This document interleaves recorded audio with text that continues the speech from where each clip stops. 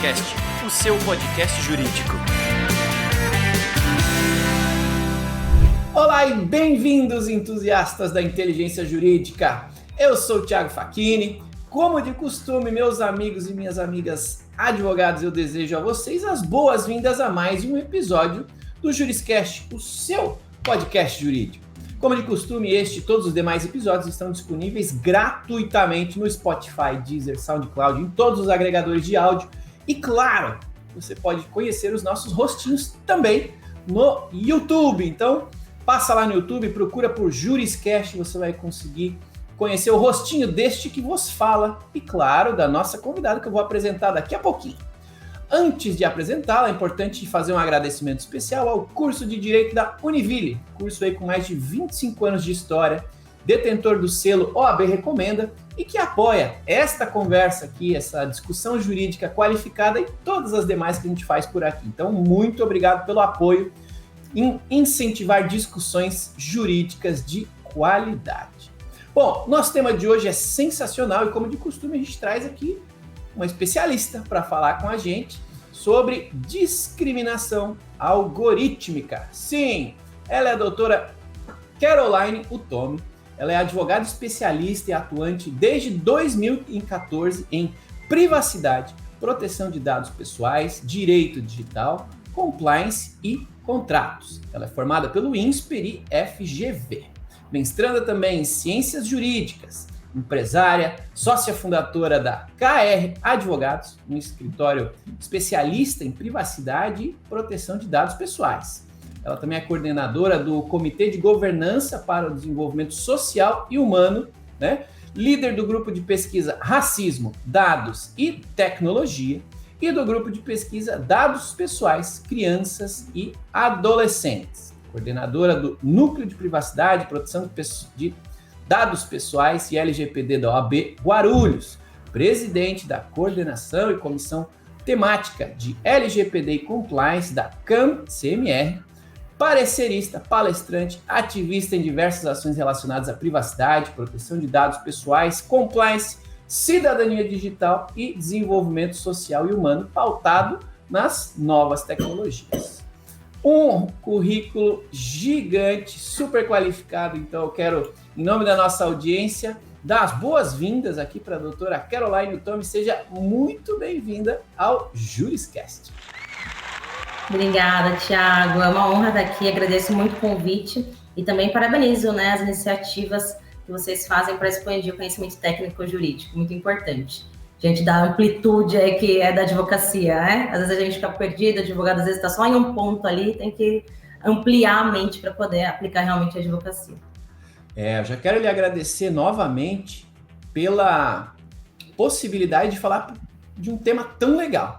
Discriminação algorítmica, meus amigos. A gente usa algoritmos todos os dias, a gente ou se apoia neles, né, para encontrar algo importante no Google, ou a gente faz parte deles lá no Instagram, com o que aparece para você com base nos comportamentos que você fez. Então, assim, a gente já é parte de uma vida algorítmica. E agora a gente vai falar um pouquinho sobre a discriminação algorítmica. Essa palavra, algoritmo, né, se popularizou e é utilizada com frequência nos meios de comunicação. A gente fala muito sobre algoritmo para isso, algoritmo para aquilo, papapá. Em resumo, diz respeito aí ao ato de pensar logicamente, estipular uma sequência de passos para executar uma tarefa, né? Mas, quando a gente coloca essa palavrinha na frente, discriminação algorítmica, do que a gente vai falar hoje, doutora? Conversa aí, explica pra gente do que se trata a tal da discriminação algorítmica. Isso, perfeito, Thiago. É difícil também, né, de falar. É tão complexo que até de falar é difícil. Não, perfeito, explicou, fez um resumo de forma objetiva que é o algoritmo, né? Os algoritmos, eles estão introduzidos na área, em especial da inteligência artificial. Então, hoje em dia, tudo basicamente tem inteligência artificial, tudo que a gente faz. Então, por isso que é importante a gente entender a presença dos algoritmos em toda a nossa vida social. Então, a gente tem aí um questionamento bem profundo com relação a esse tema. Respondendo diretamente a sua pergunta, discriminação algorítmica ela é discriminação com impacto negativo, tá? É importante colocar negativo, reproduzido por algoritmos. Eu gosto de falar dessa forma e frisar, porque a gente tem que compreender de forma muito clara duas coisas. Primeiro, existe discriminação social positiva, né, realizada para igualar pessoas desiguais, como a gente sabe aí no meio jurídico, como, por exemplo, benefícios garantidos por leis, né, aos idosos, aos deficientes físicos, portadores de marca-passo, por exemplo, enfim. Não vou nem citar aqui política de cotas para não começar já com polêmica, tá? Mas até que existem discriminações positivas. Mas, quando a gente está falando de discriminação algorítmica, a gente debate, né, sobre discriminação negativa, em regra, tá? Praticada pelos algoritmos nas novas tecnologias. Ou seja, hoje, algumas soluções tecnológicas, como, por exemplo, o reconhecimento facial, utilizado em quase tudo, né? Todo mundo tem celular, entra no condomínio, entra em prédios, enfim, utiliza reconhecimento facial. Essas soluções tecnológicas, elas estão promovendo prejuízos à nossa sociedade como um todo e também a pessoas específicas, em razão de uma discriminação que pode ser por raça, religião, por idade, por gênero, por região também, por classe social, enfim. Quando a gente fala em discriminação, a pessoa já lembra diretamente de raça, porque a discriminação racial é uma das mais comentadas e debatidas, porque afeta em maior número a sociedade. Isso de forma lógica, tá? Não é porque é a mais importante, mas se a gente considera que 54% da população brasileira ela é negra ou parda, a discriminação racial é a que mais prejudica. Mas não é só essa, né? A gente tem regional, de gênero, religião, enfim. Tem idade também, né? A de gênero também é muito importante e forte. Esse é o primeiro ponto a ser frisado, né? Então, estamos falando de uma discriminação negativa, prejudicial à sociedade, que está aí sendo colocada em especial diante das soluções tecnológicas. O segundo ponto que é importante frisar quando a gente está falando de discriminação algorítmica é que é uma discriminação que ela é reproduzida por algoritmos e não é uma discriminação dos algoritmos. A gente tem que entender essa diferença, porque se a gente assimila que a discriminação ela é dos algoritmos, a gente não consegue assumir a responsabilidade humana. A gente não consegue pegar ali o que a gente tem com relação à sociedade e também, né, a defender os direitos e ter essa responsabilização. Prestação de contas também. Era até a pergunta que eu ia fazer em seguida, mas eu já vou fazer já, porque você já está falando, porque assim, não tem como a gente atribuir opinião a um algoritmo, né? O algoritmo não enxerga, o algoritmo não tem opinião. Como é que é possível que esses códigos, que são códigos, né, que são códigos matemáticos, como é que eles têm preferência? Acho que é aí que você está pegando, né? Eles não têm, eles replicam uma tendência, isso, né? Perfeito, Thiago, é isso mesmo. Os algoritmos, eles não são racistas, machistas, né, ou discriminadores por si só, por exemplo. Eles são configurados por humanos, né? E na nossa sociedade, a gente tem muitos fatores que condicionam atos discriminatórios, né, consciente ou inconscientemente. E eu gosto de fazer essas minuciosidades, de falar que não é dos algoritmos assim reproduzidos, porque a gente tem que sempre lembrar como o cérebro humano funciona, né? O cérebro humano, ele recebe a informação e ele já tenta ali reduzir a forma que ela vai receber essa informação e às vezes a facilidade para poder entender aquela informação que a gente está recebendo complica um pouco. Então, por isso que a gente tem, principalmente quando a gente está falando de aspectos que envolvem juridiquês, né, o âmbito jurídico e também tecnologia, a gente tem que deixar de forma muito minuciosa e entender essas diferenciações. Então, o fato é que os humanos que configuram os algoritmos, não são os algoritmos que são racistas, e nem machistas, nem discriminadores. No momento do desenvolvimento dessas novas tecnologias, pautadas em especial em inteligência artificial, como eu falei para vocês, a gente precisa de um olhar antidiscriminatório, porque se ele não é adotado ali na sua concepção, aí a gente tem essa grande chance do fortalecimento dessas discriminações algorítmicas, né? Por si só, o algoritmo jamais vai resolver um problema social em sua base, né? Se ele não foi criado para isso, né? Se foi criado um algoritmo para resolver um problema social específico, aí a gente está falando de outra coisa. Mas a maioria das vezes, o algoritmo ele é treinado para resolver um problema que é geral, genérico. Só que ele não vai tratar automaticamente o problema social para dar essa solução, porque ele não foi treinado para isso. Então, ele se desenvolve a partir do que ele é ensinado para cumprir aí o que foi designado, né? Pô, legal. E aí, até essa questão que você falou dos algoritmos não terem opinião, né? Também é exatamente isso. A gente começou essa discussão aí com relação a não normalizar, né, que a tecnologia ela é neutra, né? Justamente porque eles não têm opinião. É o humano que vai lá na tecnologia e difunde a tecnologia. Ela não vai simplesmente, eu sou a tecnologia aqui sozinha por si só, né? Para você que está aí ouvindo, meu amigo, minha amiga, tá pensando assim, nossa, eles estão falando lá da Skynet, os robôs, os algoritmos já estão pensando e até já discriminando, eles copiaram mesmo os seres humanos. Não, a gente não está nesse nível de tecnologia ainda, né? Por enquanto, os algoritmos nada mais são que programas que humanos desenvolvem, né? Que utilizam inputs de dados externos, tratam esses dados, né? E com base na tratativa desses dados, fazem algo, né? Esse é o resumo de um algoritmo. Cada vez eles estão mais avançados, sim, né? Eu sou suspeito para falar porque eu trabalho numa empresa de tecnologia, né? Jurídica, mas ainda assim tecnologia. Mas, em resumo, é isso. Então, você que está ouvindo aí não está entendendo muito bem, fica tranquilo, que tem humano envolvido na história e quando a gente fala em humano, é inevitável que a gente leve essa conversa, né, para essa interpretação do lado jurídico dessa coisa, né? Porque se tem um humano desenvolvendo, se tem um humano treinando, né? Se tem um humano envolvido neste processo, tem responsabilidade humana, né? E aqui, falando de responsabilidade, eu quero perguntar, claro, sobre esse negócio de, tem algum algoritmo que está apresentando comportamento discriminatório, está apresentando resultados de forma não igualitária, beleza, de quem que é a responsabilidade? Eu quero perguntar como que os advogados conseguem sair deste entendimento quase subjetivo, que é um entendimento técnico, né? Porque, como que a gente descobre que um algoritmo que a gente não sabe quem fez, não sabe como funciona, está sendo preconceituoso, mas acima de tudo, como é que o advogado consegue começar a prestar atenção nesses acontecimentos relacionados a algoritmos e pensar no futuro dele? Poxa, o que eu tenho que olhar, o que eu tenho que reparar e que oportunidades podem ser que passem a aparecer para os advogados a partir dessa era algorítmica que a gente passa a viver agora, né? De quem que é a responsabilidade sobre os algoritmos e como que os advogados podem aproveitar esse momento que a gente vive. Como é que você vê isso, Caroline?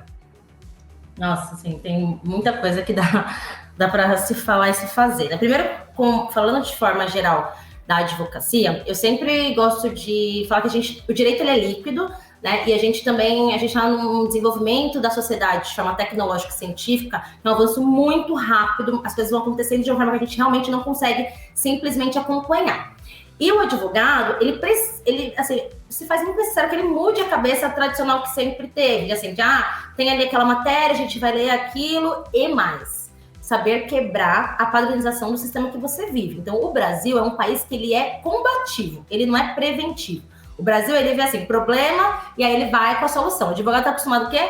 Com litigioso. Né? Então, o Brasil é um dos países que mais tem litígio no mundo, e sempre vai por esse caminho.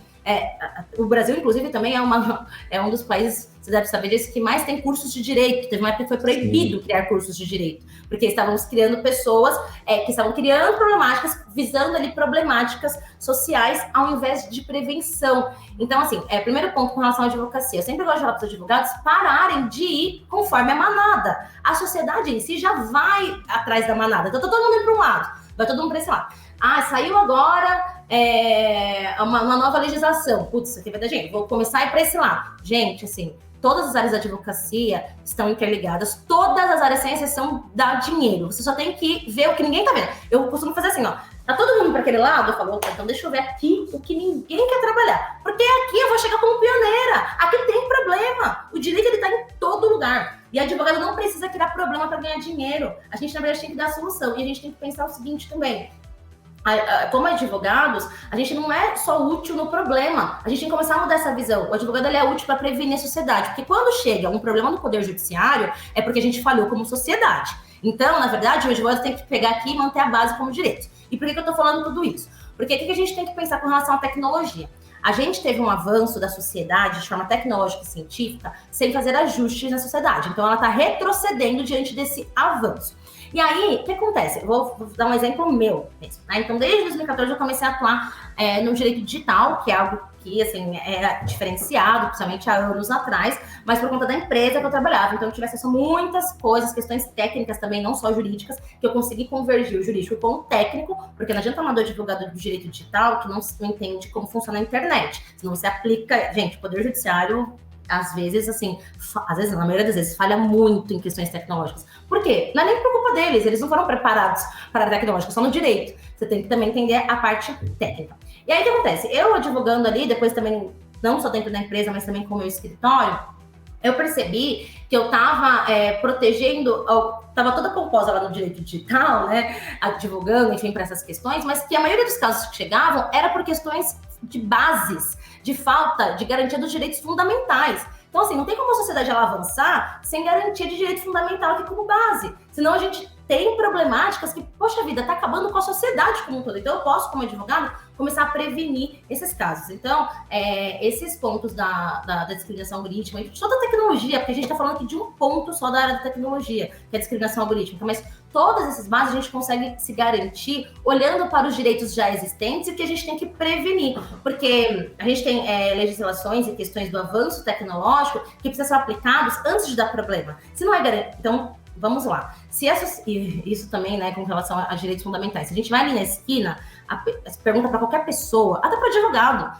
não sabe o que são direitos fundamentais. Às vezes eu vou colocar alguns pontos que deveriam ser defendidos e vou tratar com um colega, eu falo, mas isso aqui não tem discussão.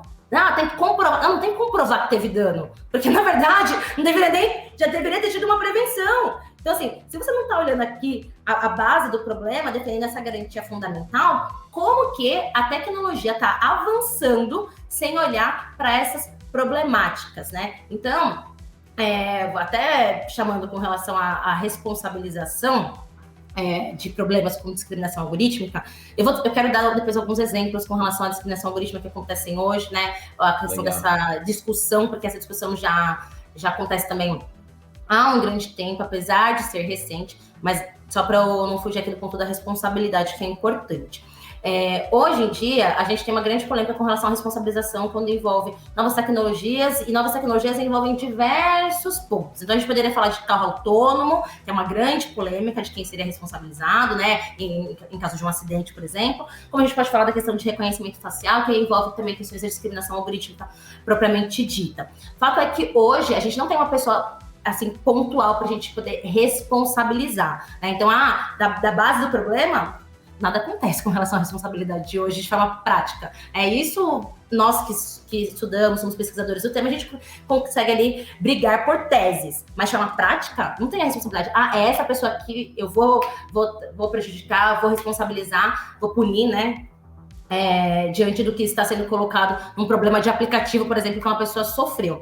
Mas, pelo outro lado, a gente tem o quê? Pessoas que estão morrendo por conta de discriminações algorítmicas, pessoas que elas são condenadas injustamente. A gente tem também pessoas que não têm acesso a serviços e produtos, pessoas que não têm uma análise de crédito eficaz ou justa, né? Ou seja, não consegue comprar sua casa, não consegue comprar seu carro e não sabe por quê. Pessoas que não são aceitas em processos seletivos. Às vezes a pessoa tá lá mandando currículo, e fala, eu mesmo, né, como empresária, às vezes as pessoas falam, Carol, dá uma olhadinha no meu currículo para ver, né, se tá bom, porque eu não tô recebendo nenhuma proposta. Às vezes não é o currículo da pessoa, às vezes é um problema de discriminação algorítmica, que assim, a pessoa não vai nem imaginar. E a pessoa não precisa ser negra, não precisa ser indígena, não. Isso acontece com diversos pontos da sociedade. As pessoas, às vezes, não estão conseguindo aproveitar o melhor da tecnologia por conta dessas discriminações. Ou seja, o cidadão, a sociedade em si, ela está sendo prejudicada, né, dia após dia. E o que a gente está fazendo é só discutindo, né? Discutindo, sem ele criar uma responsabilização, mas tem algumas coisas que estão acontecendo em paralelo. Mas a responsabilização, vamos supor, como solução também, é um grande tabu, é uma enorme polêmica, não dá para ser tratado de uma forma genérica, porque a gente tem casos, ao meu ver, que é clara a responsabilidade humana primária de quem desenvolveu e não se preocupou com isso na concepção da tecnologia, tá? Para mim, alguns pontos são claros e pronto.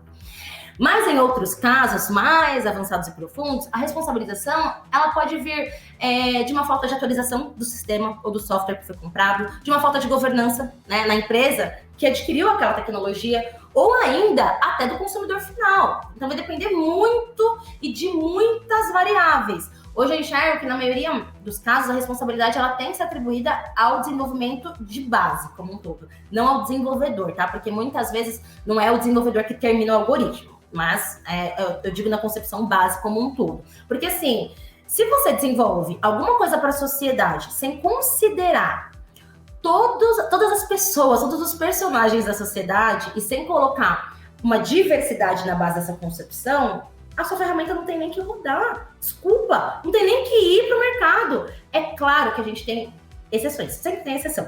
Então, se eu estou desenvolvendo uma tecnologia para uma região X, né? Aí, por conta disso e daquilo, né, a depender do objetivo justificado aí que eu estou desenvolvendo para essa região, aí eu posso considerar uma discriminação positiva, sem levar em consideração toda a diversidade como base.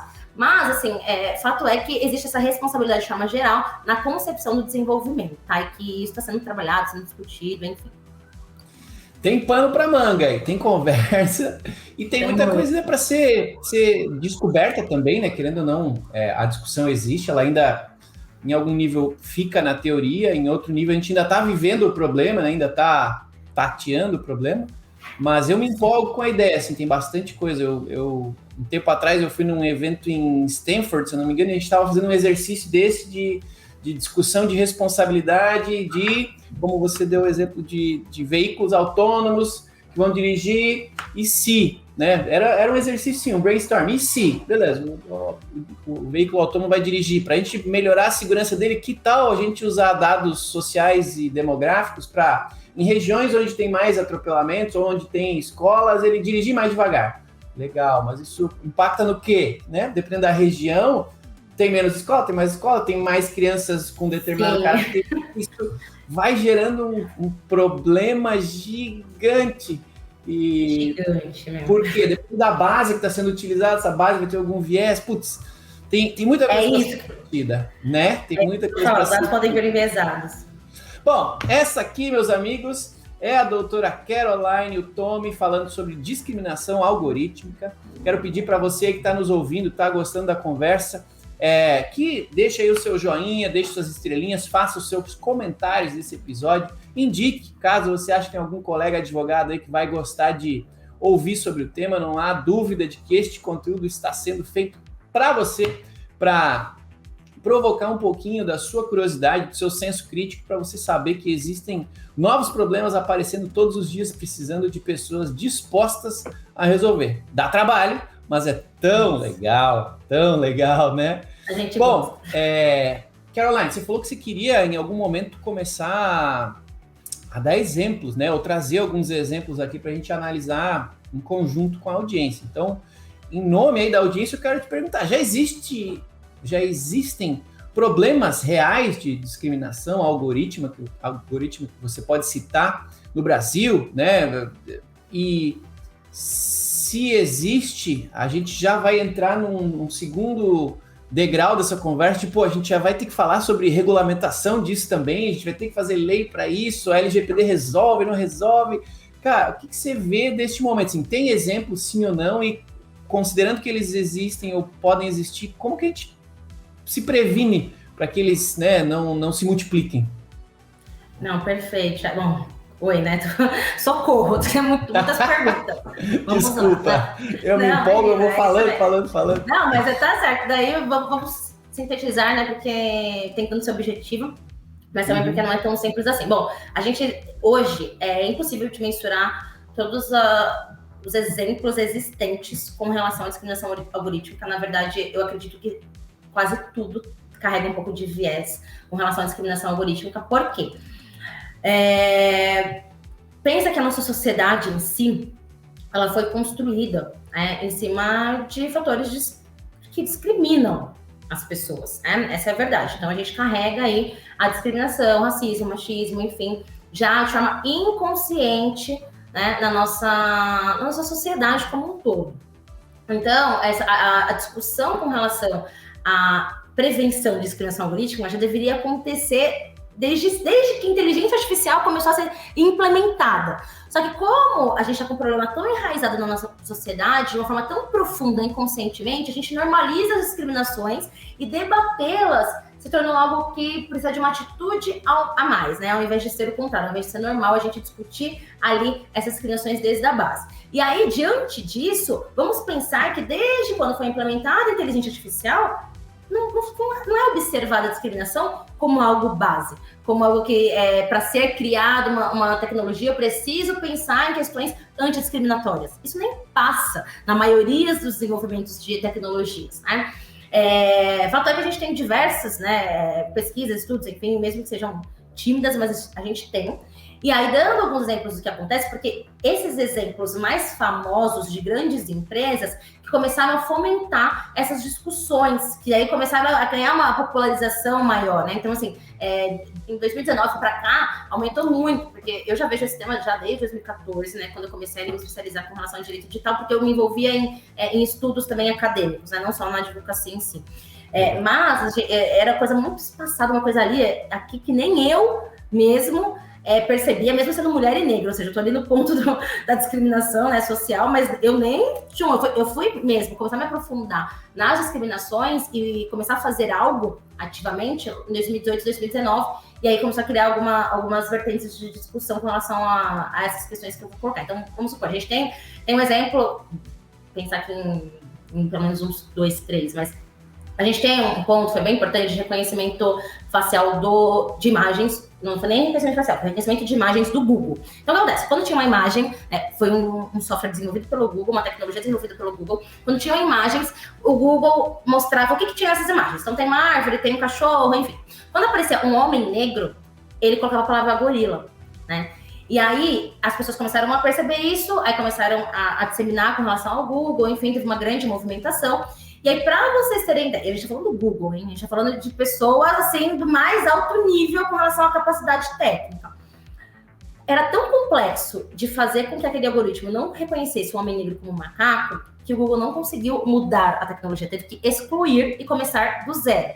Então, olha como é um problema que a gente tem que ver da concepção e não depois do meio. E aí, pode ser que, eu não vou entrar em questões problemáticas de discriminação profundas, mas pode ser que a gente fale assim, tá bom, mas era só uma imagem sendo reconhecido o homem como gorila, né? Ele pode não se sentir ofendido. Agora, vamos supor que essa tecnologia criada pelo Google é colocada no carro autônomo. Porque assim, gente, as tecnologias, elas vão sendo inseridas em novas tecnologias. Não é tipo cada um cria um software novo. Não, você usa um software ali que tá aberto para criar uma outra solução que você quer. Então, vamos supor que foi utilizado no carro autônomo.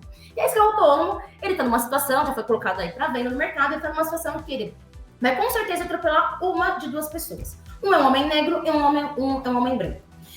Será que ele vai pensar em atropelar um animal que ele tá vendo como um gorila ou uma pessoa?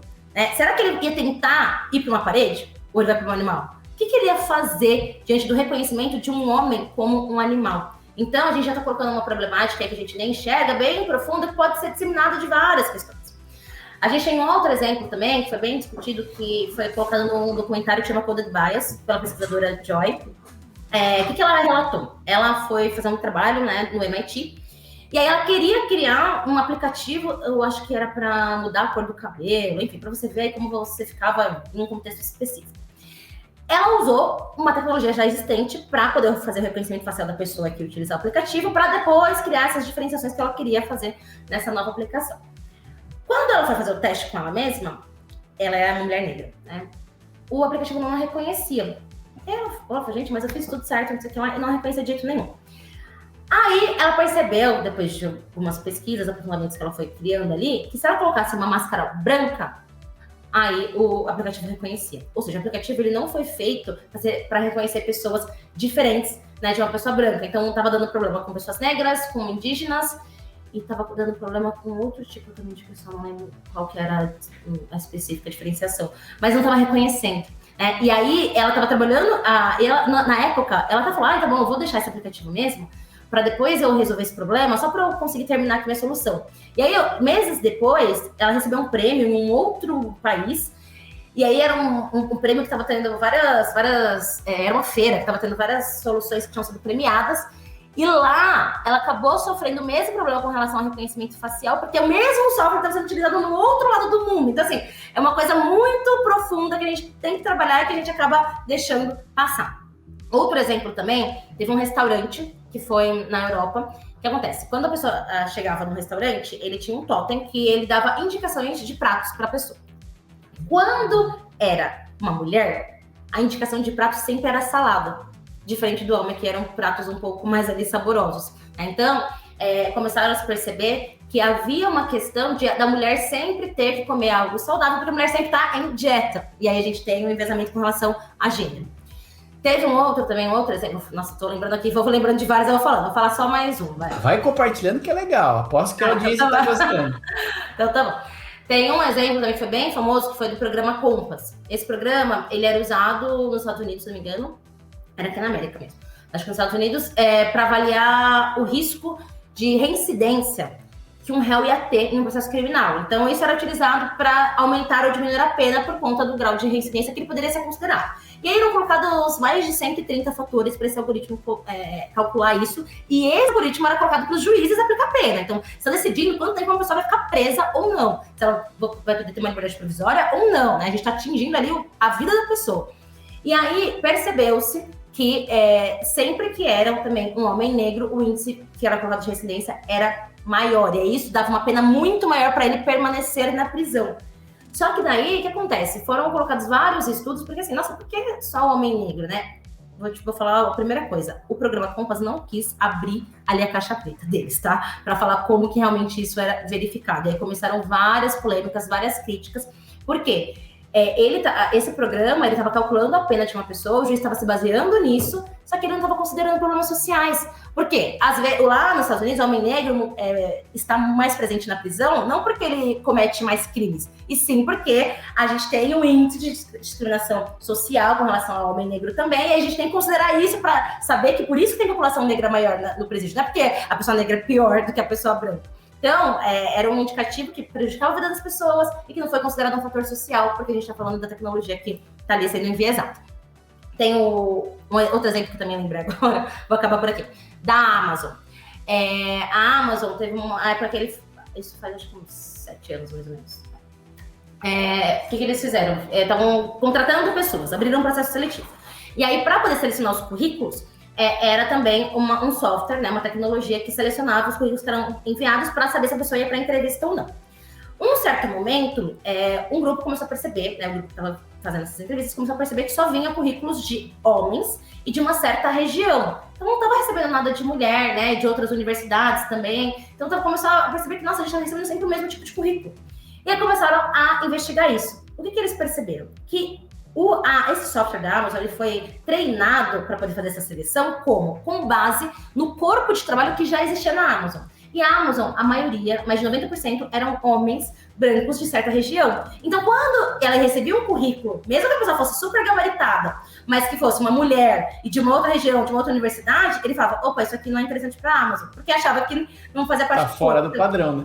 Exatamente. Olha só, como que você mantém, né, um corpo padronizado? E assim, coisa da tecnologia. Aí também tiveram aí que rever. Então, enfim, a gente tem diversos exemplos de discriminação algorítmica, e eu tô falando, gente, algorítmica de grandes empresas. Imagina o Zadesky que está desenvolvendo. Será que ele vai pensar em uma problemática social, né? E, assim, eu gosto de frisar também que essa discriminação, ela prejudica o avanço da nossa sociedade como um todo, né? E não só no ambiente digital. Então, quando a gente está falando em novas tecnologias, você pode reparar que eu sempre falo em novas tecnologias e não só em meios digitais, né? Porque a gente não está falando só do ambiente digital. A gente fala de tudo que é criado para desenvolver e facilitar a vida humana. E aí, sem a observação primária dessas possíveis discriminações, o que está ocorrendo? É esse avanço que eu falei, avanço da ciência da tecnologia e o retrocesso da sociedade. E aí, a gente não está conseguindo cumprir, né, o papel das novas tecnologias e da internet também, que também é um fator principal nisso. Por quê? A internet e as novas tecnologias, elas são feitas para quê? Para serem abertas, para serem livres e inclusivas, né? E isso não está acontecendo. Então, acho que a gente precisa começar a entender um pouco, né, toda essa questão. Agora, pensando também no que você está falando em soluções, né, a gente está falando de soluções e regulações, né, você falou de dois pontos aí que são bem importantes. Então, assim, com relação à regulação, a gente já tem 3 projetos de lei, né, que tratam sobre inteligência artificial aqui no Brasil, tá? Então, a gente já está com essa discussão. Um é do Valentim, o outro do Veneziano Vital e o outro do Bismarck. Aí, o que acontece? A partir dessas iniciativas, a gente teve, no início desse ano, né, a junção de todos esses projetos de lei e aí foi instituída uma comissão de juristas especiais para revisar todos esses textos e criar um novo, né, que realmente seja efetivo para algo tão importante, né, que é a inteligência artificial, que está baseada em tudo. Eu costumo usar uma frase, né, do professor Diogo Cortis, que ele fala: inteligência artificial is the new black, né? Então tudo hoje em dia tem IA, tudo. Sim. E às vezes a pessoa fala para mim assim: Caroline, você atua só no direito digital, mas aí às vezes você falando de outro caso, gente, não tem como falar de direito digital sem colocar direito de família, sem colocar direito de contrato, sem colocar empresarial, sem colocar civil, não tem como, porque o direito digital está embutido em todos os direitos hoje em dia, né, em todas as suas vertentes. Mas então, o fato é que hoje já existem esses projetos de lei, foram incluídos em um só. Eu tive até presente em Brasília na audiência pública que teve semana retrasada.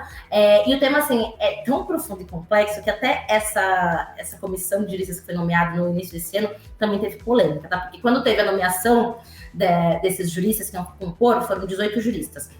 Foram nomeados excelentes profissionais, né? Alguns, inclusive, eu conheço de forma muito próxima.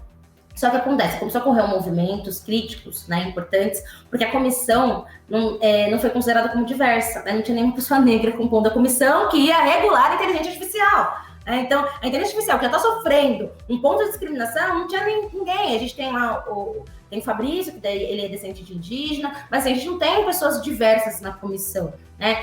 E também não adianta ter só uma pessoa negra, tem que ser uma pessoa negra que seja capacitada, assim, não adianta só a pessoa negra estar lá, não é esse o ponto, né? É ter ambientes diversos para a gente construir uma legislação que seja realmente eficaz, né? Considerando essa diversidade de forma mínima, né? E aí, então, mas assim, falando da regulação, e aí já está nesse trâmite, já está indo de forma bem, assim, eles estão com um esforço bem grande para poder fechar isso. O prazo seria, acho que agora não sei se era agosto ou julho, enfim, mas com certeza vai avançar, porque é muito pano para manga, imagina para construir uma legislação, mas eles estão aí bem fortes nisso. Mas o fato é que Caroline, eu acho muito complicado querer regular, né, tudo, também sem um preparo devido. Se a lei ela fosse a solução dos problemas, o Brasil seria o país mais desenvolvido do planeta, né? Porque a gente tem de lei, né? E aí, assim, a gente regular sobre tecnologia, que é algo totalmente temerário, porque se você não conhece como a tecnologia se dá de forma técnica, né, a gente está correndo um risco de regular e essa legislação ela se torna obsoleta em Matar 3 meses. Criatividade também, né? Quando você regula algo de maneira superficial, você pode acabar diminuindo o potencial criativo, né? É isso, exatamente, total. Faz também com que talvez essa lei seja inaplicável, e, assim, esse ponto que você falou é muito importante, porque além da gente limitar a questão da criatividade, vamos supor que a gente faz uma legislação que tenta colocar uma metodologia fechada, né, o que eu acho totalmente inviável. E aí você coloca requisitos técnicos para poder avançar um software com relação à inteligência artificial. Se esse requisito técnico antidiscriminatório ele não é acessível financeiramente, como que você faz com os pequenos desenvolvedores? Aí a gente tem um fechamento de mercado só para Big Techs. E aí é uma outra complicação para o desenvolvimento da nossa tecnologia. E além disso também, a questão da regulação, né, eu estou indo lá, né, como ouvinte dessas audiências, estou fazendo questão de participar, porque realmente é algo que não dá para deixar passar e deixar regulado da forma que, tudo bem, ok. E aí, o advogado precisa saber disso, né, gente? Pelo amor de Deus, o advogado tem que estar lá brigando pela lei, porque depois a gente isso aqui se lasca, entendeu? Depois que sai a lei, aí quer todo mundo criticar. O juiz que está aplicando, a lei que foi mal feita, e na hora da construção? A audiência é pública, você tem que ir lá, você tem que participar, é para você. E aí não adianta nada também criar uma regulação sem fiscalização e sem punição. Porque no Brasil a gente tem a cultura da punição. Se não tem punição, desculpa, não funciona. E se não fiscaliza, é uma lei que vai ficar no papel. A gente tem muitas leis aí, no papel. A gente tem a Unesco e a ONU, elas já reconheceram a necessidade dessa regulação. Eu concordo que tem que regular, não sou contra a regulação, sou totalmente a favor, porque precisa, não dá para deixar solto da forma que está.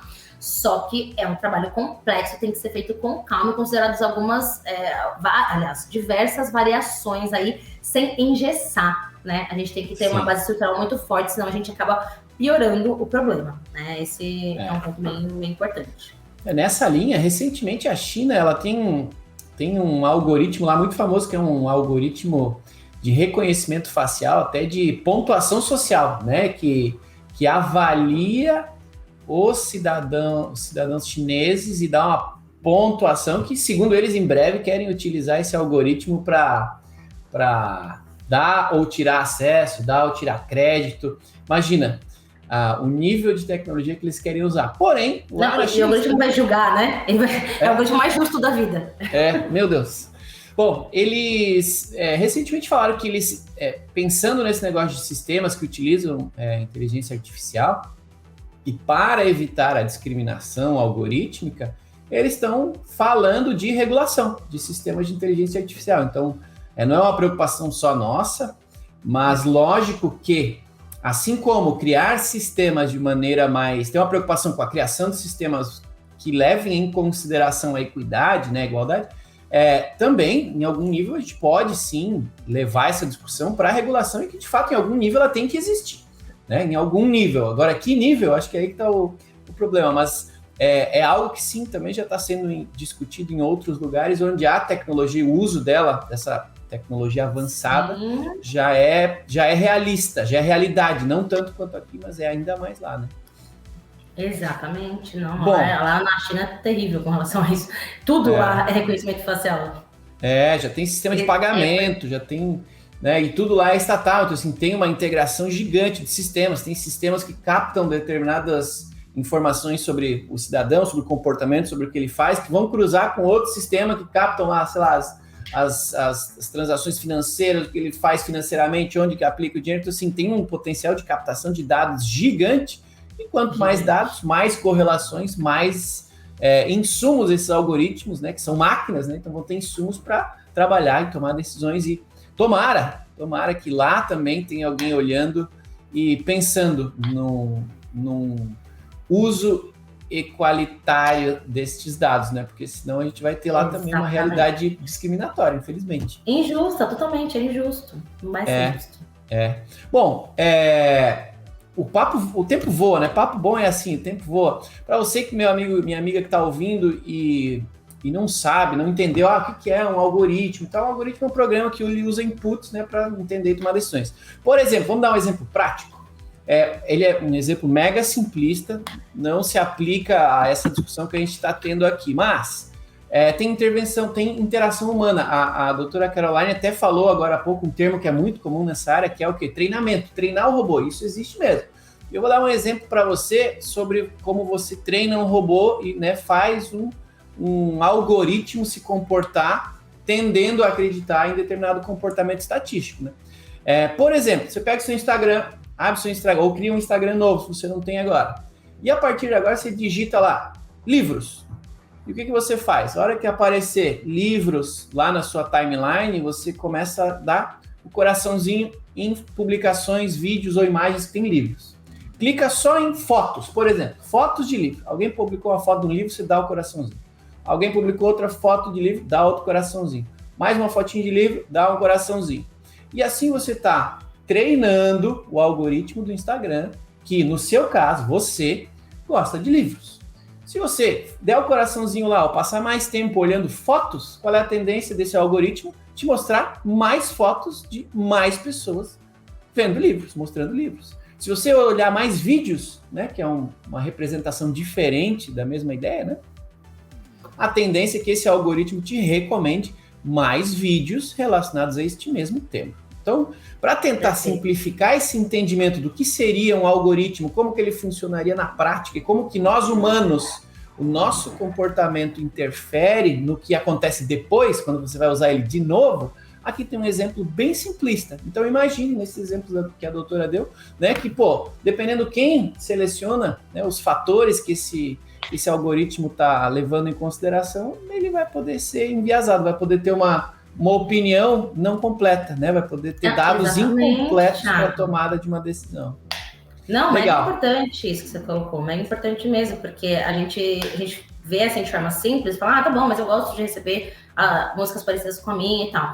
O fato é que quem estuda, né, a gente que tá na base, a gente tenta enganar os algoritmos a todo tempo, porque a gente sabe que isso prejudica o desenvolvimento livre da nossa personalidade. É legal a gente receber o que a gente gosta, mas pensa que você vai parar de conhecer músicas novas, ou você não vai conhecer outros produtos, né? A gente tem que pensar que nosso desenvolvimento como ser humano, nossa inteligência, ela se desenvolve conforme a expansão da nossa mente. Se você recebe sempre o mesmo tipo de informação, Esquece. Isso aí vem em contexto também político. A gente teve a questão da Cambridge Analytica, né? A questão dos Estados Unidos, que teve aí um enviesamento para ter uma opinião política e aí um certo candidato ser ali eleito. Então a gente tem toda essa questão que tem o lado positivo, mas se a sociedade não sabe como isso é realizado, a gente tem a falta de transparência e esse enviesamento, inclusive com relação ao desenvolvimento da nossa personalidade e aspectos que, por exemplo, escolher o presidente de um país pode mudar o rumo da vida de praticamente todas as pessoas que estão nele, né? Então é mega importante a gente pensar nisso. Esse é um outro bom exemplo, né? Às vezes a gente não percebe que está nessa bolha, né? Esse termo existe, tem muita bibliografia sobre o tema, né? Da bolha social. Nesse exemplo que eu dei de livros, né? O que vai acontecer? Em algum momento, depois de tantos coraçõezinhos, tantas curtidas, só vai aparecer livro no meu Instagram. E a mesma coisa acontece com você, né? Você na sua casa, você gosta, né? As discussões, né? As replicações, o tema é polêmico mesmo, mas eu vou citar justo porque todos nós somos impactados por ele, mas assim, se você só curte pessoas, só olha o texto de pessoas que falam do mesmo candidato que você gosta, o que acontece ao longo do tempo? O algoritmo entende que você só quer saber daquilo e te mostra mais, né? Parece que ninguém mais está falando de outras coisas, parece que o mundo só gira em torno daquele tema, parece que todas as opções, todo o conteúdo gira em torno daquilo, mas na verdade é o quê? É um algoritmo te mostrando mais do que você entendeu, né? Do que você educou ele, que você gosta. Então assim, o algoritmo também, ele nos prejudica, nos tirando opção, nos tirando conhecimento, nos eliminando outras possibilidades, que foi o que a doutora Caroline acabou de dizer. É super legal discutir sobre isso, né? Daria para ficar mais 2 horas aqui aprofundando o tema, né? Nossa, tem muita coisa para falar. Infelizmente o tempo voa. Bom, para a gente ajudar a nossa audiência ainda mais, né? Eu vou deixar, logicamente, aqui as redes sociais da doutora Caroline para você poder entrar em contato com ela. Mas eu quero aproveitar que você é uma cientista, né? É uma cientista jurídica e a gente está falando de conhecimento. A gente está fazendo esse podcast aqui, esse papo, justamente para disseminar conhecimento, para que as pessoas entendam que algo existe, entendam como funciona, se entendam, né, ali dentro, seja do ponto de vista humano ou jurídico mesmo, né, de oportunidade para trabalhar. Mas a gente quer que as pessoas aprendam mais. Então, não há nada mais didático do que, se você tiver algo em mãos, alguma sugestão para dar, o que você recomenda para quem é, assim como a gente da área jurídica, que queira, que gostou da ideia, gostou do que ouviu aqui hoje, por onde que a pessoa pode começar a estudar um pouquinho mais? Algum livro, algum curso, alguma pessoa, uma personalidade? Como que a pessoa pode se aprofundar um pouquinho mais a partir do momento que esse episódio terminar? O que você recomenda? Nossa, bom, eu falo que a gente precisa de mais pessoas se especializando com relação a esse tema, isso é um fato. Então, por favor, se interessem mais por esse tema, se aprofundem com relação a isso, porque precisa. Isso é a base de toda a sociedade. Com pessoas, eu posso indicar para vocês seguirem, tem a Bianca Kremer, né? Algumas pessoas que eu lembro são pessoas que estão atuando, inclusive, junto comigo, né, nessa luta aí. Tem a Bianca Kremer, que ela é sensacional, professora, doutora mesmo, por título. Tem a Eloá Caixeta, tem a Beatriz Saboia, a Nina da Hora, né? A Nina da Hora é uma cientista de dados. Nossa, ela é demais, ela é jovem, mas ela tem um ponto técnico ali muito importante que falta, que a gente tem que somar no jurídico, né? Porque ela não é advogada. Tem o Paulo Renat, que também ele trabalha bastante essas questões de discriminações algorítmicas e o desenvolvimento da tecnologia, voltada sempre no direito. Tem a Kate O'Neill, né, que já é internacional. Tem um perfil de uma pessoa nossa, ela é super querida, porque além dela assim, ser competente nos seus estudos, posicionamentos, enfim, ela reúne, né, no perfil dela compilados de dicas de várias pessoas que dão dicas. Então, o dela é ótimo para seguir, porque ela sempre reposta o que ela acha com relação ao tema e coloca lá. É a Nathalie Santos. A arroba dela, eu acho, do Instagram, acho que é Euzinha Natânia, alguma coisa assim, mas eu passo certinho aqui para vocês depois. Tem filme, né? Então, assim, tem o Coded Bias, que é um documentário que tem no Netflix, é excelente, né? Que é da Joy, e aquela pesquisadora do MIT, então ela coloca vários pontos, ela traz a Kate também, o Neil, para falar. Esse é muito legal, porque abre, assim, a cabeça com relação a essas problemáticas sociais que precisam ser resolvidas junto com o desenvolvimento da tecnologia. Livros, né? Eu tenho o Racismo Algorítmico, que é bem novinho, do Tarcísio Silva. Tem também Algoritmos em Destruição em Massa, da Kate O'Neill também. Então, assim, de cabeça eu lembro esses, que são, assim, chaves, pontos que precisa, né? A gente precisa iniciar. e começar ali a pesquisar, enfim. Tem 1984 também, que já é padrão. E também... O grande irmão assim, está de olho.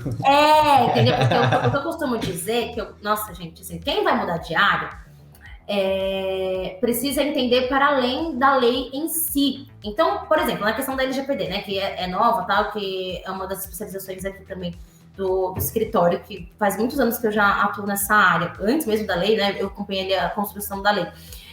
As pessoas hoje que vão se atualizar, capacitar nessa área, olham só para LGPD. E aí estão cometendo um monte de falhas. Então, assim, gente, não tenha preguiça de estudar. A essência, por exemplo, da LGPD em si, né, vou dar esse exemplo, é o quê? Direitos fundamentais, né? Tem privacidade e proteção de dados pessoais. Qual que é a essência? De onde saiu isso? Isso se fala desde a década de 60. Então, assim, o profissional do direito, ele tem que ampliar a mente, não se prenda à lei, porque a lei sempre vai ter brechas. Então, eu costumo falar que a gente tem que ler a legislação que a gente atua na nossa especialização 1000 vezes por semana, porque você sempre vai achar alguma coisa ali e falar, nossa, esse ponto aqui, para você estar à frente, né? Como que você está um passo à frente se você está sempre ali presa nas questões práticas do que está escrito na letra da lei? O direito, ele é líquido, ele é amplo, não tá ali, tem um monte de brecha, né? Ele não é exato. Então, a gente precisa sempre pegar o que está de profundo, ler princípios, fundamentos das legislações que a gente quer colocar, e aí entender todo esse contexto, e aí assim, a gente consegue se tornar especialista. E também, né, eu vou falar para me seguir também, né, @caroltome,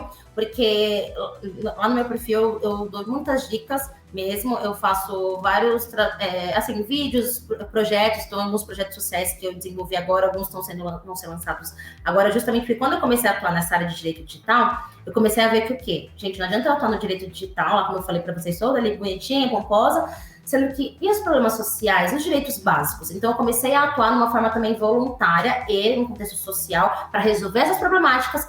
E aí, em ponto, caso isso não resolva, eu tenho também a minha atuação na advocacia. E eu costumo dizer que a gente precisa de mais advogados. Eu não tenho ter advogado que fica assim, não, mas eu não posso criar concorrência para mim. Gente, o mundo é gigantesco, é impossível. Se eu quisesse atender todos os clientes do Brasil, eu não ia conseguir. Então, para que eu vou querer só me prender? Não, venham mais pessoas, se especializem também, para a gente melhorar aí nosso ecossistema. Então, dentro do meu perfil, eu coloco aí várias dicas para a gente também ir se desenvolvendo e ter um diálogo saudável com a sociedade, com os profissionais do direito também. Olha aí que maravilha, meus amigos. Só me resta agradecer pela aula, pelo carinho, pelas ideias, né? E por esse posicionamento tão legal de inclusão, que eu concordo, né? E me alio a ele. Tem espaço para todo mundo que quer fazer o bem, que quer fazer algo bem feito. Então, em nome da audiência, doutora Caroline, quero lhe agradecer. Muito obrigado por ter vindo aqui compartilhar o seu conhecimento com a gente. Não tenho dúvida que você despertou em alguém aqui da nossa audiência o brilho no olho para ir atrás de mais conteúdo a respeito de algoritmos, da discriminação e de tudo mais que envolve este cuidado, né? Querendo ou não, é isso, é cuidado com pessoas. Então, agradeço em nome da audiência, em meu nome, em nome da ProJuris. Muito obrigado por ter vindo aqui compartilhar com a gente, tá bom? Eu que agradeço, Thiago. Parabéns mais uma vez esse trabalho. Agradeço todo mundo que tomou um pouquinho do tempo aí para a gente poder conversar. E eu estou sempre aberta realmente ao diálogo, ao debate. Então, quem quiser também, a gente pode continuar isso aí depois. Legal, meus amigos. Muito obrigado, então, também a você aí da audiência que sempre nos acompanha, né? Cada episódio tem centenas, milhares de ouvidas. E agradeço a cada um de vocês que acompanha os episódios aqui do Juriscast.